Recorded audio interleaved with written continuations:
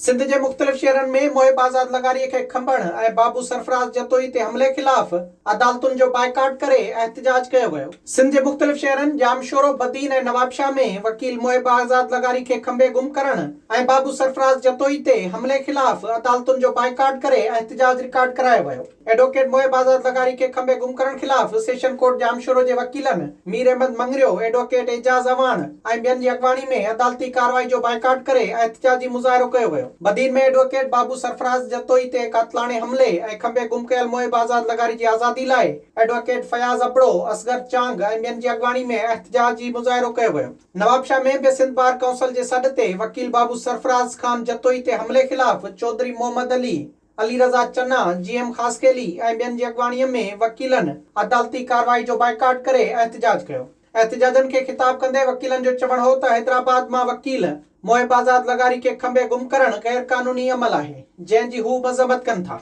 वकील अॻवाननि मुतालबो कयो त सिंध बार काउंसिल जे मेंबर बाबू सरफराज़ जतोई ते हमलो कंदड़नि खे गिरफ़्तार करे मोहिब आज़ाद लगारी खे बाज़ियाब करायो वञे, ॿी सूरत में एहतिजाजी तहरीक हलाई वेंदी। विज़िट कयो अवामी आवाज़ मीडिया ग्रुप जी वेबसाइट awamiawaz.pk।